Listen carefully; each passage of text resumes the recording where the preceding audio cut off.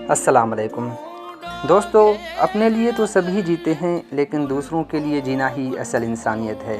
آج میں آپ کے ساتھ ایک ایسے شخص کا تذکرہ کروں گا جو کسی تعریف کے محتاج نہیں۔ انہوں نے اپنی ساری زندگی انسانیت کے لیے وقف کر دی۔ وہ انسانیت کی ایک اعلیٰ مثال تھے۔ دوستو، میں بات کر رہا ہوں عبدالستار ایدھی کی۔ آج انہیں جہان فانی سے رخصت ہوئے 4 سال گزر چکے ہیں، مگر پاکستانیوں کے لیے ان کی خدمات آج بھی تر و تازہ ہیں۔ عبدالستار ایدھی غریب طبقے سے تعلق رکھنے والے شخص تھے۔ انہوں نے رنگ و نسل سے بالا تر ہو کر دکھی انسانیت کی مثالی خدمت کی۔ ایدھی صاحب ایک سادہ مزاج انسان تھے۔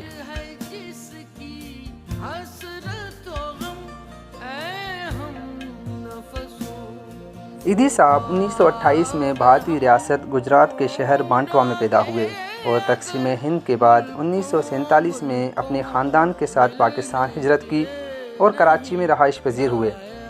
انہوں نے 11 برس کی عمر میں اپنی ماں کی دیکھ بھال کا کام سنبھالا، جو ایک خطرناک بیماری میں مبتلا تھیں۔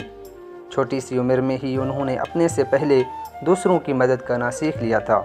یہ بات آگے کی زندگی میں ایدھی صاحب کے لیے کامیابی کی کنجی ثابت ہوئی۔ 1951 میں ایدھی صاحب نے اپنی جمع پونجی سے ایک چھوٹی سی دکان خریدی اور اسی دکان میں انہوں نے ایک ڈاکٹر کی مدد سے چھوٹی سی ڈسپنسری کھولی، جنہوں نے ان کو طبی امداد کی بنیادی باتیں سکھائیں۔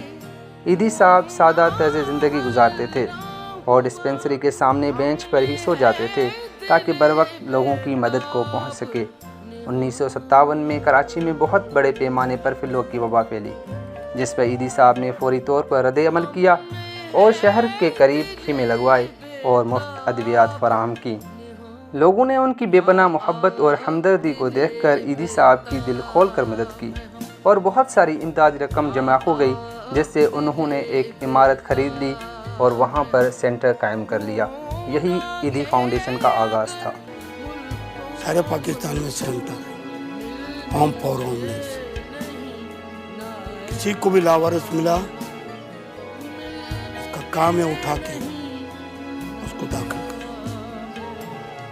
نہ جات پات نہ مذہب، صرف انسان انسان کو۔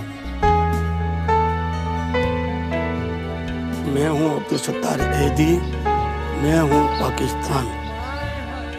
دوستو، آہستہ آہستہ ایدھی فاؤنڈیشن کی ایمبولینس سروس پورے پاکستان میں پھیل گئیں۔ انہوں نے لاوارث بچوں اور بزرگ افراد کے لیے مراکز اور منشیات کے عادی لوگوں کی بحالی کے مراکز بھی قائم کیے۔ وہ انسانیت کی ایک اعلیٰ مثال تھے۔ انہوں نے مرنے سے پہلے وصیت کی تھی کہ ان کی آنکھیں کسی ضرورت مند کو عطیہ کی جائیں، جو کپڑے پہنے ہوئے ہوں اسی کا کفن ہو۔ ایدھی صاحب گردوں کے عارضے میں مبتلا ہو کر 88 برس کی عمر میں 8 جولائی 2016 کو اس فانی جہان سے رخصت ہو گئے اور انسانیت کو ایک سبق سکھا گئے کہ رنگ، نسل اور فرقہ واریت سے بڑھ کر انسانیت ہے۔ دوستو، ہمیں بھی چاہیے کہ ذات پات، رنگ، نسل اور فرقہ واریت سے ہٹ کر ہم انسانیت کی خدمت کریں۔